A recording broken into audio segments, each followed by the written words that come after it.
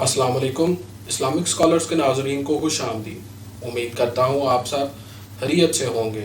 حضرت ابوبکر صدیق رضی اللہ تعالیٰ عنہ کے اسلام پہ کیا کیا قرض ہیں، آئیں سنتے ہیں۔ ایک دفعہ نا حضرت ابوبکر صدیق اور جناب عمر فاروق کی نا کسی بات میں شکر رنجی ہو گئی، اختلاف رائے ہو گیا، تو جناب عمر ذرا ڈاڈی طبیعت کے بندے تھے، ڈانٹ دیا ابوبکر صدیق۔ تو صدیق ایک پر نرم بندے تھے، ماڑے دا کی کام محمد نس جانا یا رونا، تو کہا کہ نا تو پہلے گھر روئے پھر حضور کے پاس چلے گئے۔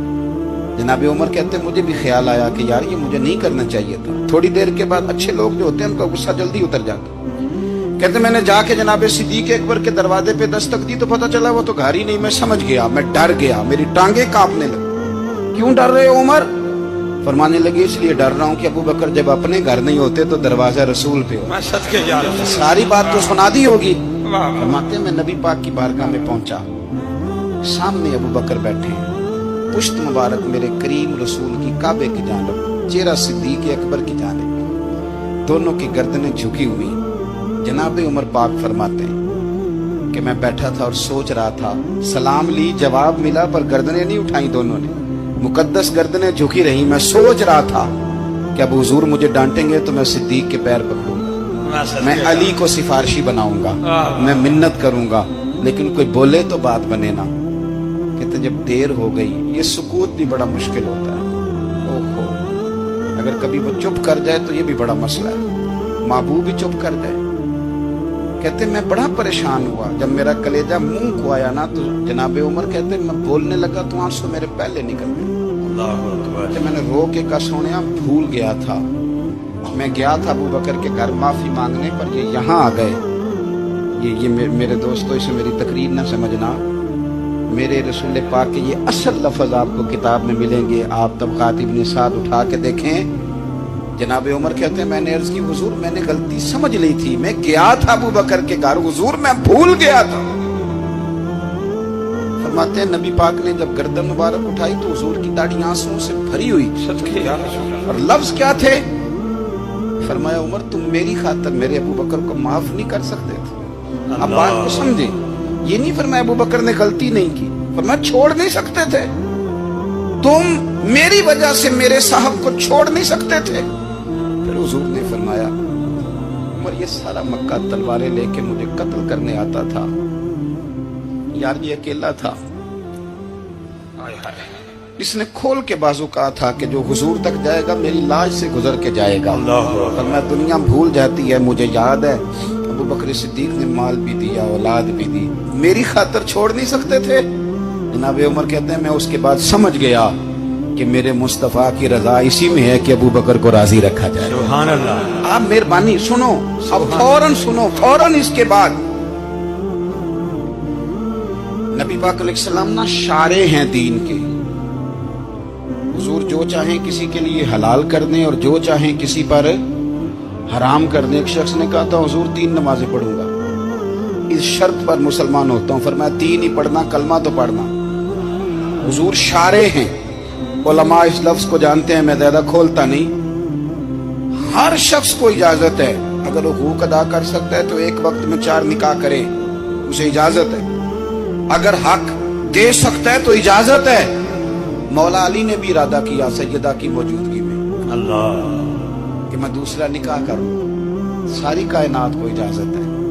تو سیدہ فاطمہ کے دل میں تکلیف ہوئی، دوڑی آئی حضور کی بارگاہ، بی بی صاحبہ نے زندگی بھر کھل کے کوئی بات نہیں کی، آج بھی آئی تو چپ کر کے بیٹھ گئی۔ بیٹیاں بڑی پیاری ہوتی ہیں، ابا ہی انہیں بگاڑتا ہے، لاڈ ابا ہی دیکھتا ہے، کیا کریں مجبوری ہے۔ تو پھر میں نے دیکھا ہے بڑے بڑے سیانے ابے سگی بہن کے بیٹے کو بھی رشتہ دے کے نا، چاہے بالا بھی بھانجا خود ہی ہو تو گھر جا کے معافی مانگتے ہیں، پتر یہ جنی بھی خراب ہی نا میری وجہ تو تھوڑا خیال فرمائیں۔ بیٹی معاملہ بڑا عجیب ہے نا جی، سرور کائنات کے پاس سید آئیں تو تھوڑے آنسو آنکھوں میں آئے، فرمایا فاطمہ کیا ہوا؟ عرض کی حضور کچھ بھی نہیں، سب کو جائز ہے تو علی کو بھی تو جائز ہے نا، نکاح کرنا چاہ رہے ہیں۔ हुजूर ने खुतबा दे दिया, मस्जिद में लोग जमा कर लिए। आज किस लिए इज्तिमा है? जिहाद की तैयारी है, कोई नई आयत आई है, फरमाया आओ सारे मस्जिद में। खुतबा कितना मुख्तसर सा, मुख्तसर, तवज्जो है मेरे भाइयों की? इधर देखो, मेरे मुख्तसर सा खुतबा, 2 हरफी बात। हुजूर फरमाने लगे, भाई मेरी बात गौर से सुन लो, ये जो फातिमा है ना, ये मेरे जिगर का टुकड़ा है, बिदातु मिन्नी है, ये मेरे जिगर का टुकड़ा है। जिसने इसे राजी किया उसने मुझे राजी किया, और जिसने इसे नाराज किया उसने मुझे, खत्म हो गई बात। 2 हरफी बात। हजरत मौला अली कहते हैं बाकी सारे एक दूसरे का मुंह देख रहे थे कि आज इस खुतबे की क्या जरूरत, तो मुझे तो समझ आ रही थी ना। शेर खुदा कहते मैं चुपके से उठा और सैयदा के पास गया, मैंने कहा मैंने तो बात ही की थी, तू पहुंच ही गई है। कहते इतनी देर में हुजूर भी आ गए। फरमाया अली सुन, सबके लिए दूसरा निकाह जायज है, पर जब तक मेरी फातिमा है तेरे लिए जायज नहीं, तू नहीं कर सकता, तेरे लिए जायज नहीं। जनाबे सिद्दीक अकबर के लिए रसूल पाक ने कहा, मेरी वजह से छोड़ नहीं सकते थे, सैयदा पाक के लिए फरमाया जब तक मेरी बेटी है तेरे लिए जायज है। इधर सुनो, कुरान मजीद ने कहा कुल्ला असअलुकुम अलैहि अजरा। हम आयत तबर्रुक के लिए हमारे यहाँ पढ़ी जाती है और तबर्रुक के लिए सुनी जाती है।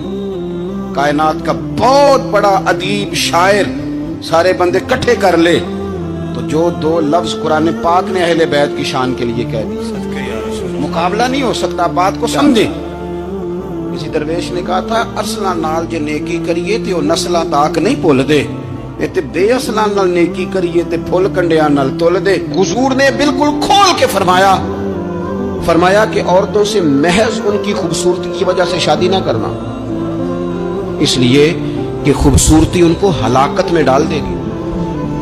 और फरमाया महज उनके माल की वजह से शादी ना करना, माल उनको सरकश बना देगा। या रसूलुल्लाह सल्लल्लाहु तआला अलैहि वसल्लम फिर क्या करे? तो महबूब फरमाने लगे उनकी दीनदारी की वजह से उनसे शादी करना। और ये इब्ने माजा में लफ्ज मौजूद है, अल्लाह के महबूब अलैहिस्सलाम फरमाने लगे कान में सुराख वाली काले रंग की बांदी अगर दीनदार हो तो तुम्हारे लिए बड़ी बेहतर है। बांदी हो, रंग स्याह हो, कान में सुराख, उससे निकाह कर लेना, शर्त यह है कि दीनदार हो। तमाम तारीफें हम्द व सना अल्लाह तबारक व तआला के लिए। दुरूद व सलाम नबी अकरम नूर मुजस्सम शफ़ी मुअज़्ज़म अहमद मुश्तबा जनाब हज़रत मुहम्मद मुस्तफ़ा सल्लल्लाहु तआला अलैहि वसल्लम की ज़ात वाला सिफ़ात के लिए हम्द व सलात के बाद अल्लाह तबारक व तआला ने कुरान मजीद सूरह इब्राहीम की पहली आया मुबारका में फरमाया कि अलिफ लाम रा किताबुन अन्ज़लनाहु इलैका लितुख़रिजन नास मिनज़्ज़ुलुमाति इलन नूर। फरमाया ए महबूब अलैहिस्सलाम, ये किताब हमने आप पर नाजिल की है ताकि आप लोगों को अंधेरों से नूर की तरफ ले जाएं, ताकि आप लोगों को अंधेरों से निकाल के नूर अता फरमा दे। बिइज़्नि रब्बिहिम इला सिरात, और अपने रब के हुक्म से अपने रब के रस्ते की तरफ लोगों को लेना। अल अज़ीज़ुल हमीद, वो रब जो बड़ा गालिब भी है और जो हम्द किया गया है, जिसकी हम्द की जाती है, उसके रस्ते की तरफ आप लोगों को ले जाएं। मिनज़्ज़ुलुमात इलन नूर, लोगों को अंधेरों से निकालें और जुल्मात से निकाल के उन्हें नूर दें।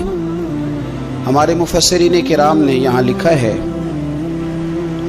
कि ये देख लें कि कुरान मजीद ने जुल्मात अंधेरे जब बयान किए तो जमा का सीगा इस्तेमाल किया, और जब इलन नूर कहा तो वाहद का सीगा इस्तेमाल किया। जुल्मात ज़्यादा हैं और नूर एक है, अंधेरे ज़्यादा हैं और रोशनी एक है। माना क्या है कि कायनात में जितने भी अंधेरे हैं उन सब से दूर करने वाली रोशनी एक ही है जो मदीने वाले रसूल के पास मौजूद है, जो नबी पाक सल्लल्लाहु अलैहि वसल्लम की बारगाह में मौजूद है, जो हुजूर के पास मौजूद है। ये रोशनी एक ही है, अंधेरे बेशुमार हैं, कसरत से अंधेरे हैं। एक अंधेरा कुफ्र का है, एक अंधेरा निफाक का है, एक अंधेरा जहालत का है, एक अंधेरा गुर्बत का है, एक अंधेरा तन्हाई का है, ایک اندھیرا مایوسی کا ہے. یہ سارے اندھیرے ہیں. نکلیں گے کیسے؟ جب ہم کسی اور سے روشنی نہیں لیں گے، روشنی لیں گے رسول پاک کی بارگاہ سے. اعلیٰ حضرت فاضل بریلوی رحمۃ اللہ تعالیٰ علیہ نے ایک بات یہاں بیان فرمائی ہے، وہ بڑی عجیب اور بڑی انوکھی ہے. اعلیٰ حضرت فرماتے ہیں کہیں اور سے تم روشنی لو گے نا تو یہ پہر دو پہر رہے گی.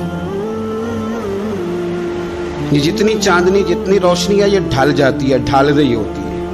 یہ چاند کی جو چاندنی ہے نا یہ ڈھلتی ہے، پورے عروج پہ جاتا ہے، پھر کم ہوتا ہے، پھر کم ہوتا ہے، پھر کم ہوتا ہے، پھر کم ہوتا ہے. فرماتے ہیں ایک روشنی ایسی ہے جو کبھی کم نہیں ہوتی، اور اس روشنی کا نام نور مصطفیٰ ہے صلی اللہ تعالی علیہ وسلم. فرمانے لگے ماہ مدینہ اپنی تجلی عطا کریں، اے ماہ مدینہ اپنی تجلی عطا کریں. مزید اچھی ویڈیوز کے لیے چینل کو لائک، شیئر اور سبسکرائب کریں. شکریہ.